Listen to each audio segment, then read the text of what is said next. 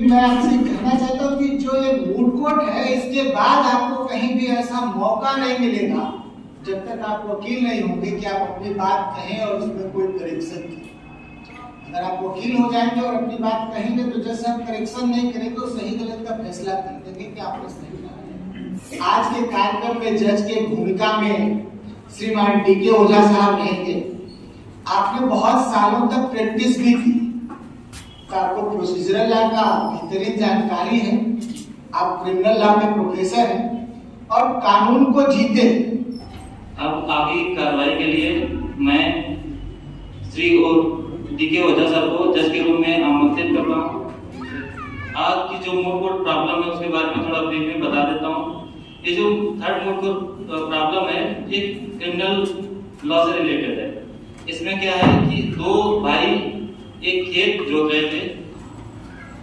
वो सुबह 6 बजे के आसपास का टाइम था। 2 घंटे बाद करीब उसी गांव से 10 लोग आते हैं और उनके ऊपर अटैक करते हैं। ठीक है, जो ट्रायल कोर्ट में इसका अटैक करते हैं, इसके बाद में क्या होता है कि एक के पास राइफल होती है, एक भाई के पास, तो वो भाई क्या करता है कि 2 गांव वालों को मार देता है। ठीक, उन गांव वालों के पास भी डेंजरस वेपन होते हैं, लाइक बल्लम, भाला, फरसा वगैरह। एक के पास गन भी होती है। अब सबसे पहले गन से अटैक गांव वाले करते हैं, जवाब में एक भाई राइफल से 2 गांव वालों को मार देता है। अब 2 गांव वालों को जब वो मार देता है तब क्या होता है, गांव वाले वापस भागने लगते हैं अपने गांव की तरफ। ठीक है, तो जिसके पास राइफल होती है, जिस भाई के पास, वो उनका पीछा करता है और पीछा करते हुए 3 लोगों को और मार देता है। ठीक है, फिर जब ट्रायल कोर्ट में इसका फैसला मुकदमा चलता है तो ये फैसला किया जाता है कि जो ये 2 भाई हैं, रतन लाल और धीरज लाल, ये हत्या के दोषी पाए जाते हैं। ठीक है, और उसमें ये बताया जाता है कि इन्होंने क्रिमिनल टेस्ट पास किया था। ठीक, क्योंकि प्राइमरी जब एविडेंस दिया जाता है कोर्ट में, उसमें ये लिखा होता है कि ये जो लैंड है, लैंड गांव के ही आदमी से रिलेटेड है। बट जब हाई कोर्ट में इसका अपील जाती है तो हाई कोर्ट जब जांच कराता है तो उसमें यह बात है कि ये जो लैंड है इनको भाइयों ने खरीदी हुई थी। ठीक, अब ये लैंड लीगली इन 2 भाइयों की है। अब इसके बाद आगे जो अपील का आर्गुमेंट होगा वो आप लोग करेंगे। ठीक, तो आई होप केस समझ में आ गया होगा। केस के जो पॉइंट्स हैं डिसाइड करने की वो इस तरीके से हैं। सबसे पहला पॉइंट डिसाइड करने के लिए है ये कि whether there is criminal trespass.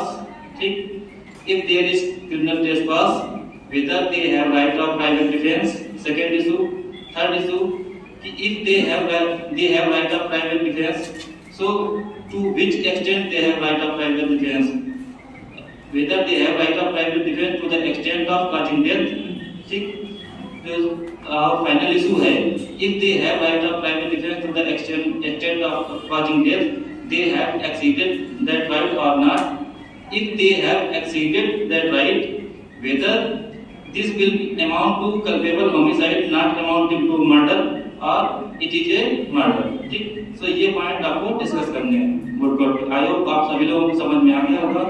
ठीक, सबसे पहली स्पीकर हैं अपर्णा पांडे पेटिशनर की तरफ से। Very good afternoon to everyone present here and to the honorable court. I am Aparna Pandey, appearing from the side of appellant. Those are Dheeraj Lal and Ratan Lal. The appellant has approached this honorable court under section 378 of the Criminal Procedure Code. That is section 374, appeals from conviction. Subsection 2 relates to any person convicted on a trial held by a session judge or an additional session judge or held by any other court in which a sentence of imprisonment for more than 7 years has been passed against him or against any other person convicted in same trial may appeal to the High Court.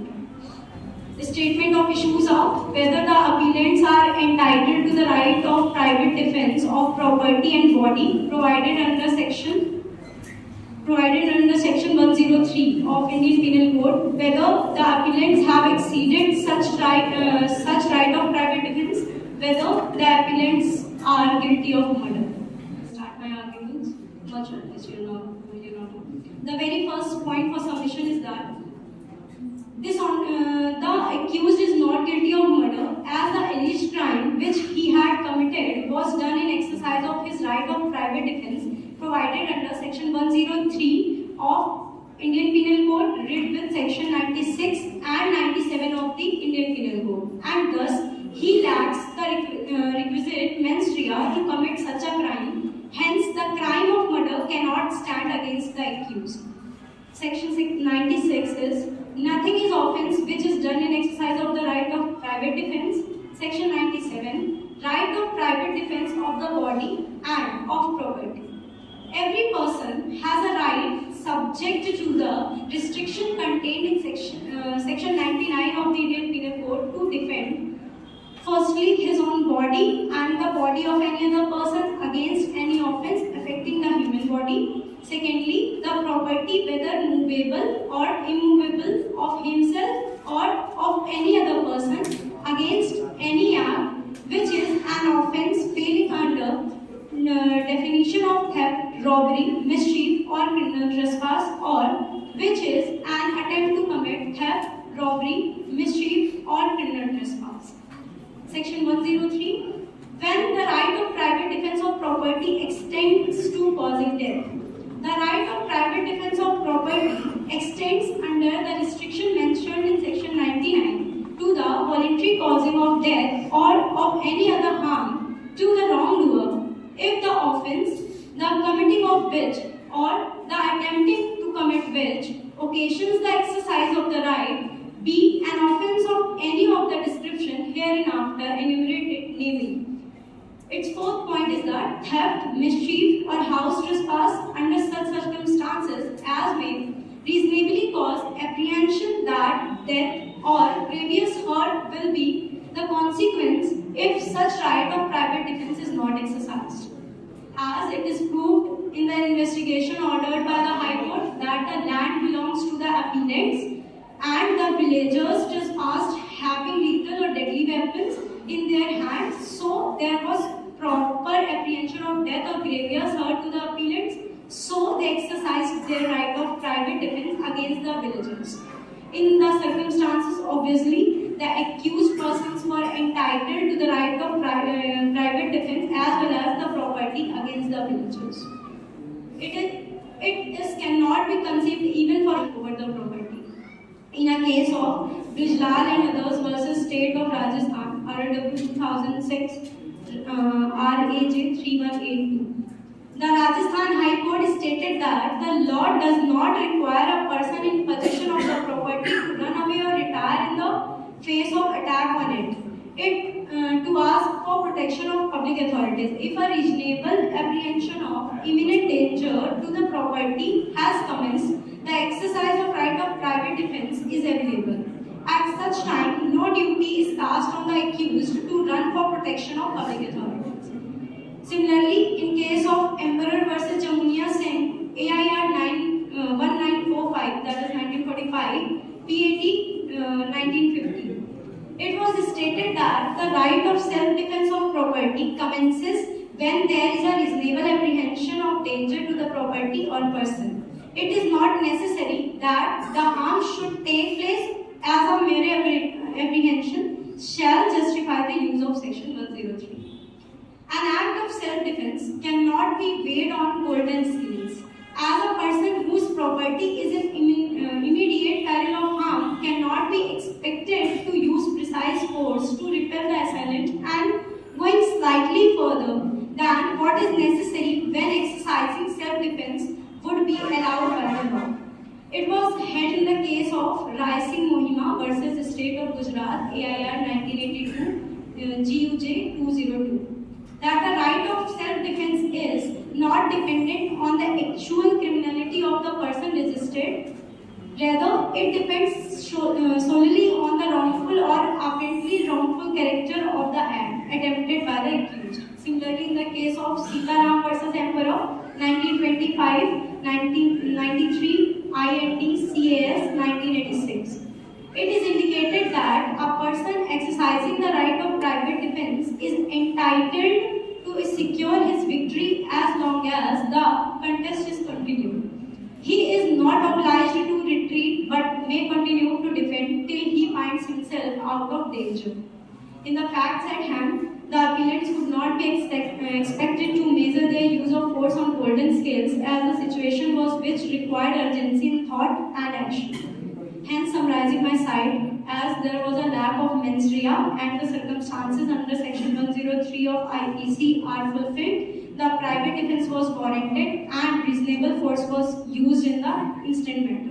It cannot be discredited that the appellants could have had a reasonable apprehension of the fact that further harm could be inflicted to another person and property had exercised his right of self-defense in the heat of moment, resulting in the death of Pratik and Bhola Ram. Wherefore, in the lights of the facts presented, issues raised, arguments advanced, and authorities cited, may this honorable court be pleased to acquit Ratan Lal and Dheeraj Lal of the offence of committing murder under section 303, read with section 300 of Indian Penal Code, or pass any other order the court may deem fit in the light of equity, justice, and good conscience. And for this act of kindness of your lordship, the appellant shall be duly bound every. Thank you. Next है सौरभ कुमार। महोदय, मैं सौरभ कुमार माननीय न्यायालय के समक्ष वादी धीरज लाल व रतन लाल का पक्ष रखने की इजाजत चाहता हूं। श्रीमान जी, न्यायालय मामले के तथ्यों से भली भांति परिचित है। मैं प्रमुख विवादक बिंदु को माननीय न्यायालय के सामने रखना चाहता हूं, जिसमें दो प्रमुख विवादक बिंदु हैं। विचाराधीन मामले के अंतर्गत पहला विवादक बिंदु है कि क्या वादीगण कृषि भूमिखंड पर अतिचार के दोषी हैं, और दूसरा कि क्या वादीगणों ने अपने बचाव में हमलावरों की हत्या की। पहले विवादक बिंदु के अंतर्गत श्रीमान, उच्चतम न्यायालय ने जब भू अभिलेखों की समुचित जांच कराई तो पाया कि कृषि भूखंड भोला राम के नाम पर दर्ज नहीं है, जो कि हमलावरों में से एक का कहना था कि भोला राम के नाम पर दर्ज है।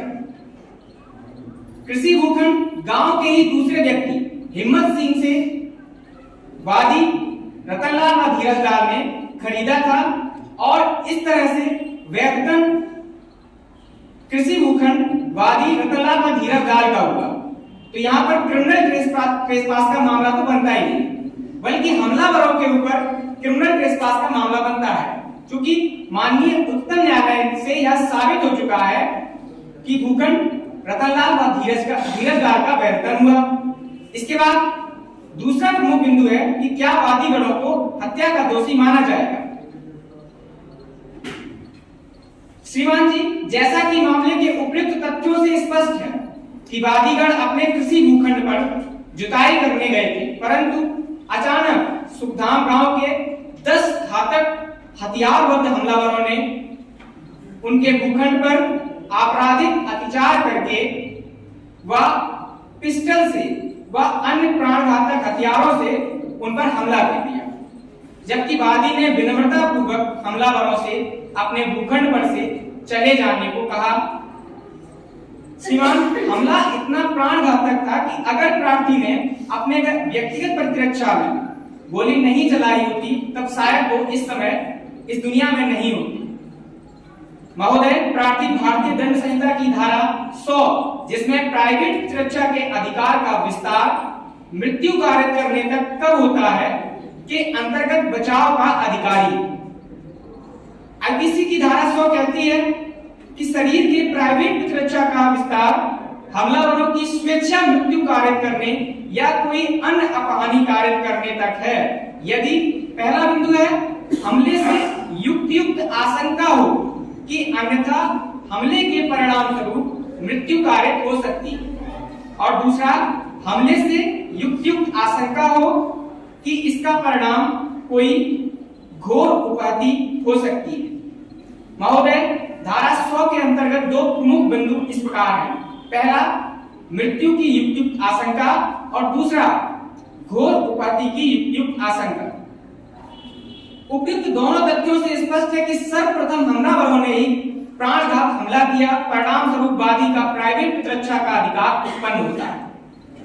एक प्रमुख मामले जयदेव बनाम state of Punjab AIR 1963 SC 612 में माननीय न्यायालय ने कहा अत्यधिक दबाव या मजबूरी का उचित बोध होने पर निजी सुरक्षा का अधिकार मृत्यु कारित कर देने तक विस्तृत हो जाता है। एक अन्य प्रमुख मामले गुलियप्पा बनाम सिद्रमप्पा में अस्त्रधारी हमलावरों द्वारा जब अभियुक्त पर हमला किया गया और अभियुक्त ने इसके परिणाम स्वरूप उन हमलावरों की गर्दन काट दी जिससे उनकी मृत्यु हो गई। इसमें माननीय न्यायालय ने उत्कृत किया कि अभियुक्तों ने कोई अपराध नहीं किया है, चूंकि यह आत्मरक्षा का सर्वोत्तम प्रयास था।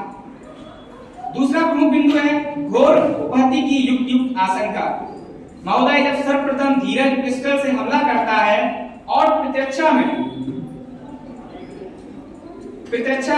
धीरज की मृत्यु हो जाती है, पुनः हमलावरों ने हमला किया और पुनः प्रतिरक्षा में 3 हमलावरों महेश, नाथुराम व सुरेश की मृत्यु हो जाती है और पुनः जब हमलावर गांव की तरफ व इधर-उधर भाग रहे थे तब वादी को युक्त आशंका थी कि हमलावर पुनः उस पर हमला करेंगे।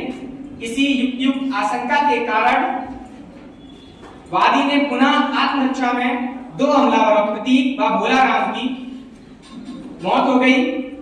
महोदय, भारतीय दंड संहिता की धारा 102 शरीर के प्राइवेट प्रतिरक्षा के अधिकार का प्रारंभ और बना रहना बताती है।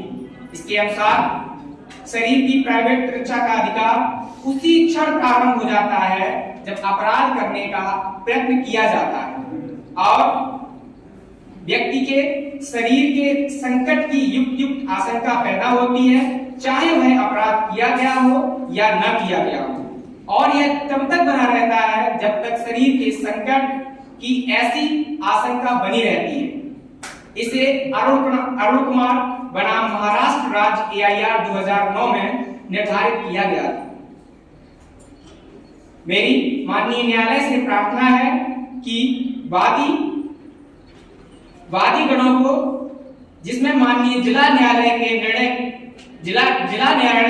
निर्णय में दोषी ठहराया गया है, को खारिज करते हुए प्रार्थी को IPC की धारा 100 व 102 शरीर की प्राइवेट प्रतिरक्षा के अधिकार व शरीर की प्राइवेट प्रतिरक्षा के अधिकार का प्रारंभ और बना रहना तक के तहत बचाव प्रदान किया जाए। दूसरी प्रार्थना है वादी पर प्रतिवादी द्वारा लगाए गए आरोपों एवं निर्णयाधीन मामले से दोषमुक्त कर दिया जाए। तीसरी प्रार्थना है वादी द्वारा निर्णयाधीन मामले में खर्च हुई धनराशि को प्रतिवादी से वसूल कर प्रदान किया जाए। और इसके बाद चौथी प्रार्थना है कि इसके अतिरिक्त माननीय उच्च न्यायालय न्यायहित में जो भी वादी को अन्य उपशम दें। धन्यवाद।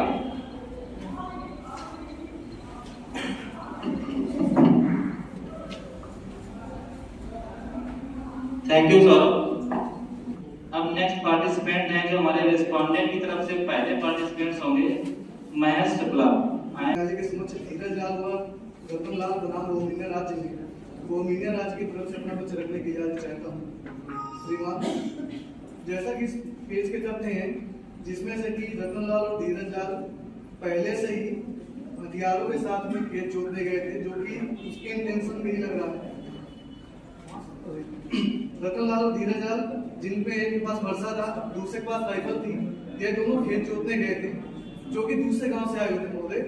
और उसके बाद इसका तथ्य अगला है कि उस गांव के निवासी, जिसमें कि भोलाराम, प्रतीक, महेश, नाथुराम, सुरेश आदि व्यक्ति, नरेंद्र, ये सब लोग उनको खेत जोते देखकर उनको रोकने के उद्देश्य से आए, और जिसमें धीरज के द्वारा फायर करके महेश, नाथुराम और सुरेश की हत्या की गई। तत्पश्चात जब वो गांव वाले भागने लगे तो धीरज के द्वारा उनका पीछा करके प्रतीक और भोलाराम की भी हत्या कारित की गई, जिसमें से कि रतन लाल फरसा लिए हुए था और धीरज लाल के पास राइफल थी। महोदय, इसमें पहला तथ्य यह बनता है, जो विवादक तथ्य है, कि क्या इनको प्राइवेट डिफेंस क्या को आपराधिक अत्याचार का दोषी मानना चाहिए? महोदय, निश्चित रूप से रतन लाल और धीरज लाल आपराधिक अत्याचार के दोषी हैं, क्योंकि यद्यपि माननीय उच्च न्यायालय ने अपनी जांच के उपरांत यह पाया है कि उक्त खेत रतन लाल और धीरज लाल ने हिम्मत सिंह से खरीदा था, परंतु माननीय न्यायालय के निर्णय से पूर्व जो खेत था वो भोला राम का ही था। ऐसा उसके पास विश्वास करने का उचित कारण था, क्योंकि ट्रायल कोर्ट ने भी वह खेत भोला राम का ही माना था। अतः भोला राम के पास अपने खेत की रक्षा करने का पूर्ण अधिकार था। तो यहाँ पर महोदय निजी प्रतिरक्षा का जो अधिकार है वह भोला राम को मिलना चाहिए, ना कि रतन लाल और धीरज लाल को, क्योंकि यह तो अवैध कब्जा करने के उद्देश्य से आए थे। और महोदय मैं पूछना चाहता हूँ कि खेत जोतने में कोई राइफल और फरसा लेके कब से जाने लगा? अगला प्रश्न महाराज महोदय, अपने खेत में असलौन को लैस दूसरे दो व्यक्तियों को खेत जोते देखा तो अपनी संपत्ति की रक्षा करने के उद्देश्य से भोला राम अन्य साथियों के साथ खेत पर पहुंचा। इससे स्पष्ट साबित होता है कि रतन लाल और धीरज लाल ने आपराधिक अत्याचार किया, क्योंकि रतन लाल और धीरज लाल ने अत्याचार किया था। अवैध कब्जे के उद्देश्य से वो आए थे, अतः इसे संपत्ति की निजी प्रतिरक्षा के अधिकार का कोई औचित्य ही नहीं बनता है उनके लिए। महोदय धीरज लाल और रतन लाल के दोनों के मन में पहले से ही क्रिया पहले से उपस्थित थी, क्योंकि दोनों पहले से हथियारों के साथ में आए हुए थे। अब अगला प्रश्न यह उठता है महोदय कि क्या धीरज लाल ने प्रतीक और भोला राम की हत्या की तो उसमें क्या उसको निजी प्रतिरक्षा के अधिकार का लाभ मिलना चाहिए? बिल्कुल नहीं मिलना चाहिए महोदय, क्योंकि इसने आवश्यकता से अधिक बल का प्रयोग किया है। अगर यदि कोई व्यक्ति एक थप्पड़ मार देता तो इसका यह अर्थ बिल्कुल भी नहीं है कि आप उसकी गोली मार दें, क्योंकि वह लोग स्वयं अपनी जान बचा के भाग रहे थे महोदय। उनकी कोई भी इंटेंशन धीरज लाल को हानि पहुंचाने की या उसकी मृत्यु कारित करने की नहीं थी। तो जब यहाँ पर युक्त आशंका ही नहीं मृत्यु कारित करने की महोदय, तो यहाँ पर निजी प्रतिरक्षा का औचित्य कहाँ से आ गया? क्योंकि भोला राम और प्रतीक जो अपनी जान बचा के भाग रहे थे, उनसे धीरज को कोई खतरा नहीं था, लेकिन फिर भी अनुचित बल प्रयोग करते हुए धीरज लाल ने उनकी मृत्यु कारित की। महोदय ऐसे ही केस में परीक्षक बनाम मध्य प्रदेश राज्य प्रवाद में भी अनुचित बल प्रयोग के आरोपी ने जब उसके पिता पर एक लाठी का वार हुआ था तो लाठी के वार के जवाब में उसने मृतक के सीने पर बल्लम से वार किया, जिससे कि उसकी मृत्यु हो गई। महोदय माननीय न्यायालय ने इसको भी निजी प्रतिरक्षा के अधिकार को एक्सीड करते हुए पाया।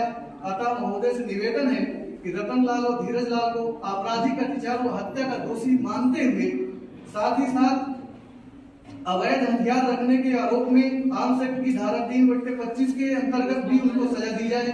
महोदय आईपीसी 302 और 441 के अंतर्गत इनको कठोर से कठोरतम दंड दिया जाए महोदय, क्योंकि इन्होंने पहली बात तो किसी दूसरे के खेत पर कब्जा करने के उद्देश्य से वहां पहुंचे और उसके बाद 5 व्यक्तियों की हत्या की।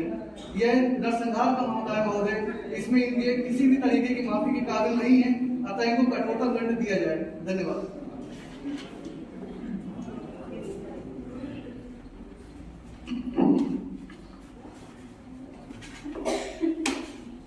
धन्यवाद महेश।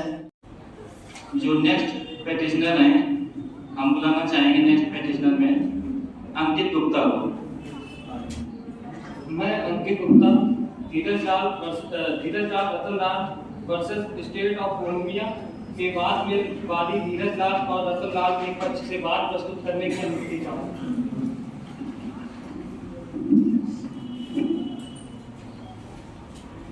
महोदय वादी धीरज लाल और रतन लाल दिनांक 10/10/22 प्रातः 6 बजे अपने खेत जो कि कोलंबिया राज्य में स्थित है जुताई के लिए जाते हैं। दिनांक 10/10/22 प्रातः 10 बजे सुखधाम गांव के 10 व्यक्ति जिनके नाम राजेश, सुरेश, रविंद्र, आकाश, प्रतीक, महेश, नाथूराम, भोलाराम, सुरेंद्र तथा रविंद्र है घातक हथियारों जैसे पिस्टल, बल्लम, भाला, वर्षा के साथ खेत में प्रवेश करते हैं तथा दोनों भाइयों रतन लाल और धीरज लाल पर हमला कर देते हैं। जिस समय रतन लाल ट्रैक्टर से खेत जोत रहा था उसने अपने हाथ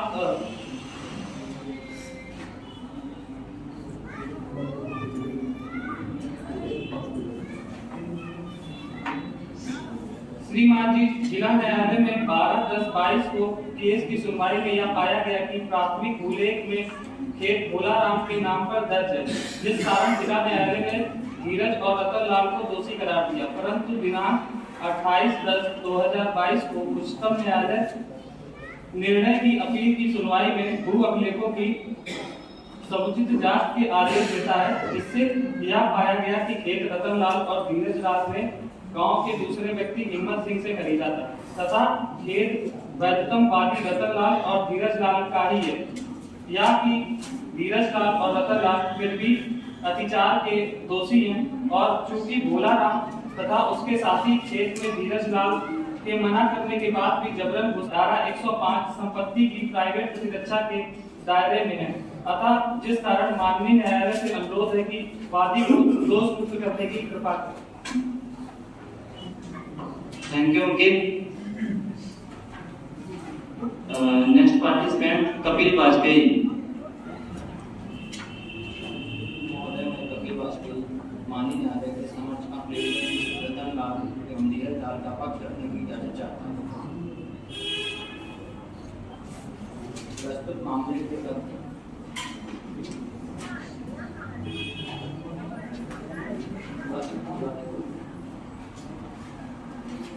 विवादक बिंदु इस प्रकार है।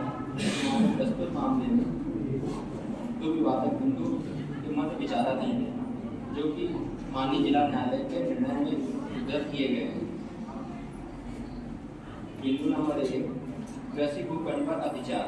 श्रीमान जी, माननीय उच्च न्यायालय द्वारा उन अभिलेखों की समुचित जांच कराने पर पाया गया कि कृषि भूमि भोला राम के नाम पर दर्ज न होकर गांव के दूसरे व्यक्ति हिम्मत सिंह से वादी ने खरीदा था।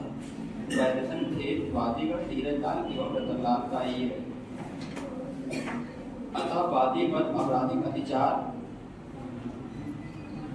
का वाद निरर्थक है।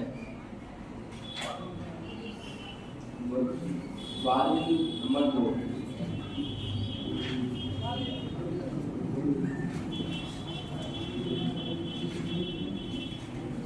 आरोपों एवं निर्णयाधीन मामलों से दोष मुक्त कर दिया जाए। वादी द्वारा निर्णयाधीन मामले में खर्च हुई धनराशि को प्रतिवादी से वसूलकर वादी को प्रदान किया जाए। इसके अतिरिक्त न्यायालय न्याय हित में जो भी उचित समझे व अन्य उपशम वादी को प्रदान करने की कृपा करें। धन्यवाद।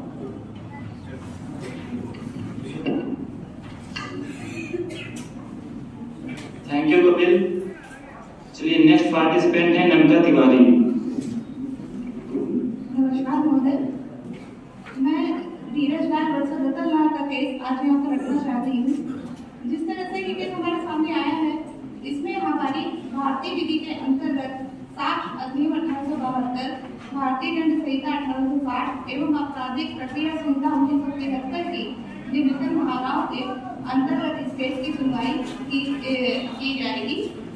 इस केस के फैक्ट इस तरीके से है कि जहाँ पर एक सुधार नाम के गाँव में एक व्यक्ति के खेत जोतने पर जो आपराधिक गतिविधियां की जा रही हैं, वो बेदखली प्रतीत होती है और जिन लोगों के द्वारा आक्रमण किया जाता है वो कब्जा धारा 248 के तहत दोषमुक्त करार दिया जाए एवं रतन लाल, जिसका भी इस पूरे मामले में कहीं भी हस्तक्षेप नहीं है, इसको यह खेत देकर बाइज्जत रिहा किया जाए।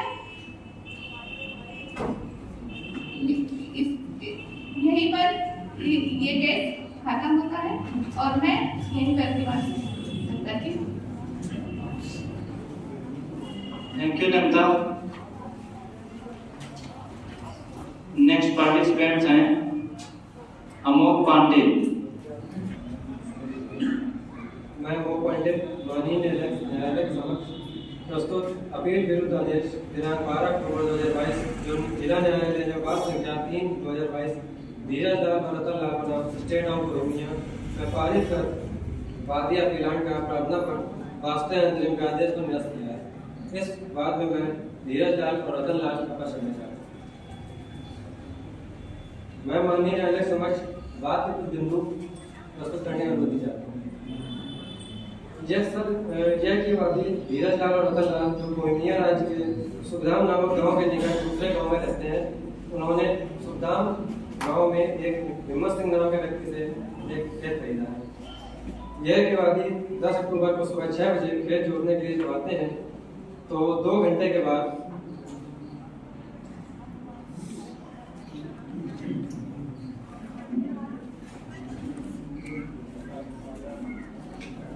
सर, यह कि बचाव पक्ष प्रतिवादी का कहना है कि घटना की तिथि पर धीरज लाल और रतन लाल ने भोला राम के खेत पर कब्जा किया। माननीय न्यायालय को मैं अवगत कराना चाहता हूँ कि उच्च न्यायालय द्वारा जांच कराई गई है इस बात पे, उसमें वह खेत धीरज लाल और रतन लाल का ही घोषित हुआ है। और माननीय न्यायालय समझ मैं कुछ निर्णायक बात प्रस्तुत करना चाहता हूँ, जिसमें प्राइवेट प्रतिरक्षा को लेकर सर्वोच्च न्यायालय के जजों ने अपनी प्रतिक्रिया दी थी। सर, यह कि ये केस वज्रपुर संमेलन आयोग और अन्य बनाम आंध्र प्रदेश राज्य व अन्य में है, जिसमें सर्वोच्च न्यायालय ने कहा कि वादी निश्चित रूप से अभियोजन पक्ष के सदस्यों और निजी बचाव के अपने अधिकार का विरोध करने के लिए उचित बल प्रयोग करने के हकदार थे। इसी के साथ माननीय न्यायालय समक्ष एक और बात, जो कि राज्य बनाम सतेश शर्मा का है, जिसमें जिस बात में हमलावर ने पहले गुस्से में आरोपी को 2 बार बांस से मारा और पीटने की धमकी भी दी। आरोपी ने बचाव के लिए मृतक पर धारदार हथियार सवार कर दिया, जिससे कि उसकी मृत्यु हो गई। इस पर माननीय न्यायालय द्वारा अभिनिर्धारित किया गया कि अपने बचाव में अभियुक्त से यह उम्मीद नहीं की जा सकती कि वह अपने आघात के बल को मापेगा। माननीय न्यायालय इस प्राइवेट प्रतिरक्षा के मत में माननीय विधिवेत्ता लॉर्ड बैरन पार्क का कथन है कि प्रकृति व्यथित व्यक्ति को प्रोत्साहित करती है कि वह आक्रमणकारी या क्षतिकारी करने वाले का विरोध करे और उस सीमा तक बल प्रयोग करे जो उन परिस्थितियों में क्षति को रोकने या आक्रमण की पुनरावृत्ति रोकने के लिए पर्याप्त हो।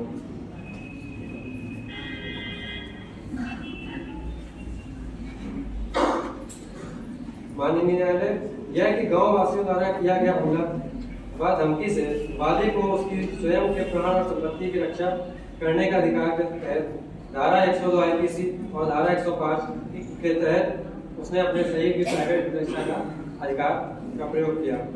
और माननीय न्यायालय समक्ष मैं ये भी बताना चाहता हूँ कि सर्वप्रथम गांव वासियों के द्वारा ही आईपीसी सेक्शन 441 आपराधिक अत्याचार का प्रयोग हुआ। इसके लिए मैं गांव वासियों के लिए आईपीसी सेक्शन 447 के तहत भी उनके लिए दंड का प्रावधान चाहता हूँ।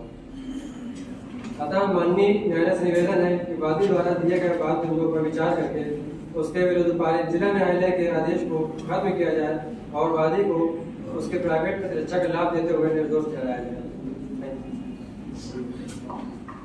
Thank you Amok. Next participant आए।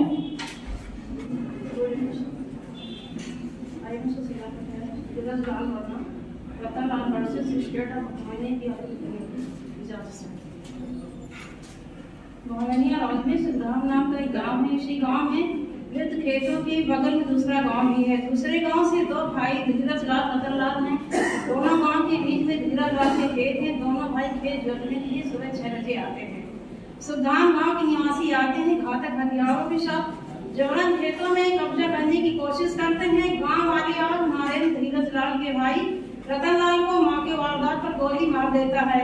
रतन लाल की मृत्यु हो जाती है क्योंकि नरेंद्र अपराधी प्रवृत्ति का व्यक्ति था, वह भी धीरज पर हथियारों से प्रहार करता है। इसी बीच बचाव में धीरज नरेंद्र को राइफल मार देता है। Point your honour, not your honour. एक अकेले आदमी को पूरा गांव मिलकर आक्रमण करते हैं। वह अपनी आत्मरक्षा में गोली चलाता है, जबकि कोई उसका गोली चलाने का इंटेंशन नहीं था। पहला प्रहार नरेंद्र का ही था, रतन लाल को जान से मार देना। योर ऑनर, मेरी आपसे अपील है कि मेरा मुवक्किल धीरज लाल बेगुनाह है। उन्होंने अपनी आत्मरक्षा में गोली चलाई है। आत्मरक्षा में चलाई गई गोली मर्डर नहीं कहलाती है। गांव वाले भी इरादे अच्छे नहीं थे, इसलिए घातक हथियारों के साथ खेत पहुंचे। पॉइंट नोट किया जाएगा। सबसे पहले घातक हथियारों के साथ धीरज लाल ने ही रतन लाल पर आक्रमण किया था। सबसे पहले नरेंद्र द्वारा मौके वारदात पर गोली से मार देना। धीरज ने पहले कभी गोली नहीं चलाई थी, गांव वालों को समझाया था। उसके बावजूद नरेंद्र ने रतन लाल को गोली मार दी। धीरज लाल को भी मारने वाले थे, वो धीरज लाल को भी मारने वाले थे, लेकिन आत्मरक्षा में धीरज लाल ने भी गोली चला दी, जिससे नरेंद्र लाल की मौत हो गई। लेकिन योर ऑनर, सेल्फ डिफेंस आत्मरक्षा में चलाई गई गोली मर्डर नहीं कहलाती। इस हालात में धीरज लाल को कोई सजा नहीं हो सकती। बीच बचाव में चली गोली या हथियार की वजह से मौत होना आत्मरक्षा कहलाएगा। इंडियन पिनल कोड IPC की धारा 96 से लेकर 106 तक अपनी आत्मरक्षा का राइट दिया जाता है। अतः माननीय न्यायाधीश से मेरी गुजारिश है कि धीरज लाल को बरी कर दिया जाए। मेरे मुवक्किल अपनी आत्मरक्षा में गोली चलाई थी, उसका इंटेंशन गोली चलाने का नहीं था। भू अभिलेखों के अनुसार बर्तन खेत धीरज लाल रतनलाल की ही है, उन्होंने बात तरीके से खरीदा था। सिविल कोर्ट ने जो फैसला सुनाया है वह गलत है। इसमें धीरज लाल और रतनलाल को अत्याचार और हत्या का दोषी करार दिया है, जो कि न्याय संगत नहीं है। आत्मरक्षा में चली गोली अत्याचार और हत्या का दोषी नहीं हो सकता। सुधाम गांव के निवासियों को अत्याचार और हत्या का दोषी मानना चाहिए, न कि धीरज लाल को। गांव वालों का दोष सिद्ध करके उन्हें दंडित किया जाना चाहिए। सिविल कोर्ट का फैसला नामंजूर किया जाए और वादी को न्याय दिया जाए, नहीं तो यह सेक्शन 96 से 106 के राइट का उल्लंघन होगा। Thank you Sushila. Next participants हैं कीर्ति पांडे पेटिशनर की तरफ से। Sir, myself, law student Kirti Pandey. For the Lord, God is sun and seal. The Lord bestowed favor and honor. As I stand before the judge and jury today in the court matter, let no deceit befall me. Allow me to speak the truth, not only in this case but also in the ones ahead. For the truth will set me free. Allow all the evidences at hand to work in my favor to emerge victorious, and let no weapon form against me by the opposing side prosper. In this case, I am as a appellant in this case. As you know, the case Dhiraj Lal and Ratan Lal versus State of Bonian Raj State. This is the case of private defense, section 96 to 106. The penal code states the law relating to the right of proper defense of person and property. The provision contained in these sections give authority to a man to use necessary force against as assailant or wrongdoer for the purpose of protecting one's own body and property, as also another body and property when immediate aid from the state machinery is not readily available, and in so doing he is not answerable in law. For this deed, section 97 says that the right of private defense is two types. Number one is private defense of body, and the second is right of private defense of property. It is the first duty of man to help himself. The right of self-defense must be fostered in the citizens of every free country. And the 96th section is nothing is an offense which is done in the exercise of the right of private defense. The general proverb is or adage that necessity knows no laws does not find a place in modern jurisprudence. Sir, it is my humble request to you.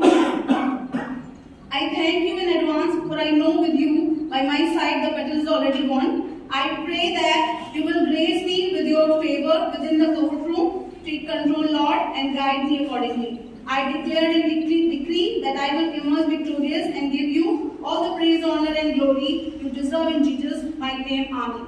Thank you, sir.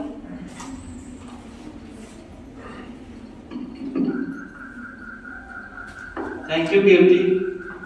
Next participants हैं respondent की तरफ से, और जो last हैं मृत्युंजय द्विवेदी। मैं Mrityunjay Dwivedi case धीरज लाल बनाम state of India में सरकार की तरफ से कोर्ट से आगे रहता हूँ। सर, जैसे कि केस में वर्णित है कि इधर से 2 लोग थे, उधर से 10 लोग थे। तो सर, जो उधर से 10 लोग आए थे वो इनको रोकने के लिए आए थे। उनका इंटेंशन नहीं था गोली चलाने का, लेकिन उन्होंने अपनी राइफल से पिस्टल से ट्रैक्टर चालक के ऊपर गोली चलाई, गोली चलाने के तैयार हुआ। तो सर, इसमें से धीरज लाल ने उस पर गोली चला दी। सर, ये कहना चाहते हैं कि जो बचाव होना चाहिए सर, हमला के रेशे में होना चाहिए। अनुपात ज्यादा नहीं होना चाहिए था। उसने उस पे बंदूक तान दी, उसने गोली चला दी, मार दी गोली। सर पहली बात हो गई, ये दोषी हो गया। दूसरे पॉइंट से सर, दूसरी बात ये हुआ कि गांव वाले इसकी तरफ भागे, इसको पकड़ने के लिए भागे होंगे, इसने फिर गोली चला दी, इसने फिर 3 को मार दिया। तीसरी बार सर गांव वाले भागे गांव की तरफ, इसने फिर गोली चला दी। तो सर ये 6 लोगों का दोषी हुआ। धीरे से आपको जाने के लिए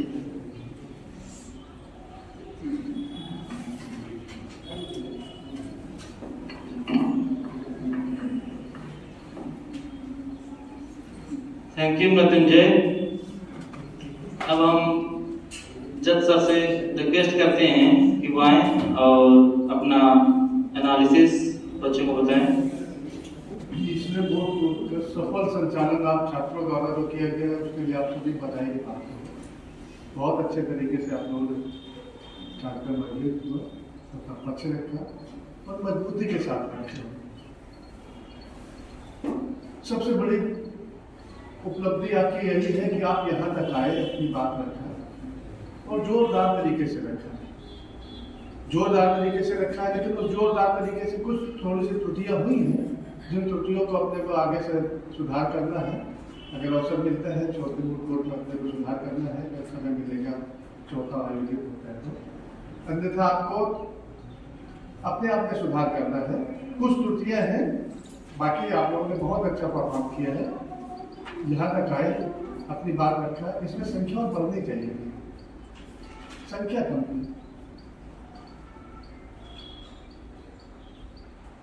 एक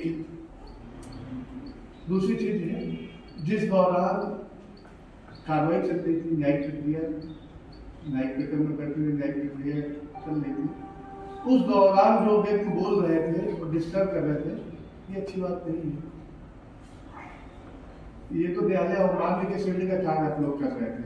यही कहा अगर न्यायालय के अंदर हो तो न्यायालय अवमान्य के श्रेणी का कार्य है, क्योंकि अब न्यायालय अवमान होगा कि नहीं होगा या तो निर्भर करता है कि पीठासीन अधिकारी के मिजाज का है। वही कार्य हो सकता है किसी के लिए अवमान वाला हो, अन्य के लिए ना हो।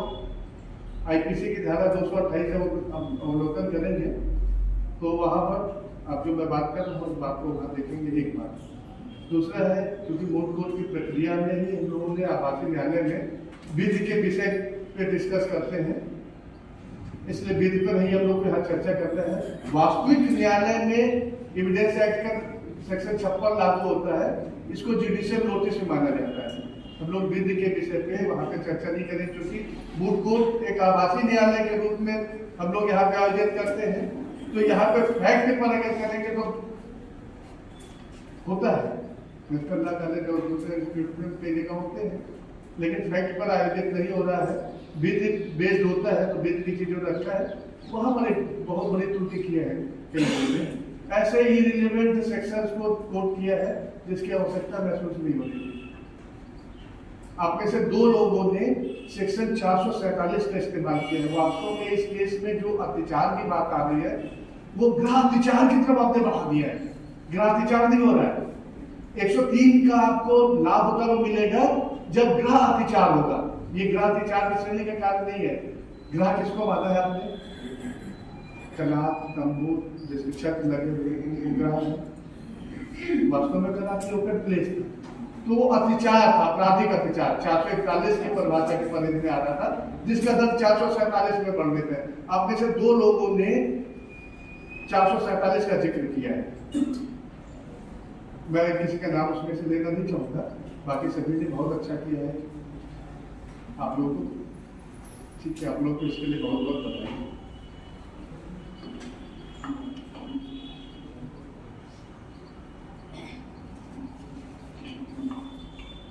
Thank you sir. अब मैं अपने अध्यक्ष डॉक्टर ए.बी. जायसवाल सर से अनुरोध करता हूं कि आए और बोलें।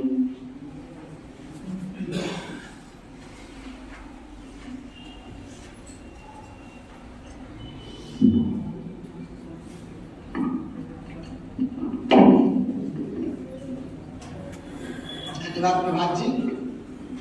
आपने 3 जो कोर्स में मूड कोर्ट है कराया और डिफरेंट विषय पे कराया, बहुत रिलेवेंट विषय पे भी कराया, राइट टू प्राइवेसी पे। तीनों मूड कोर्ट में हमने जज की भी विविधता रखी थी। क्रिमिनल लॉ का था, ओझा जी हैं, अपना विषय विशेषज्ञ हैं, प्रक्रिया से जुड़े हुए हैं। राइट टू प्राइवेसी का था तो हमने श्वेता को जज बनाया था, फैकल्टी है, अभी उन्होंने रिसेंटली PhD किया है।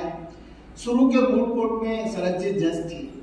हमारा कोशिश आपके साथ ये है कि आप अपनी बात रखें, कैसे रखते हैं महत्वपूर्ण नहीं, आप बात रखना शुरू करें। जब बात रखना शुरू करेंगे तो सही रखने लगे, जब रखेंगे ही नहीं तो सही कैसे रखेंगे।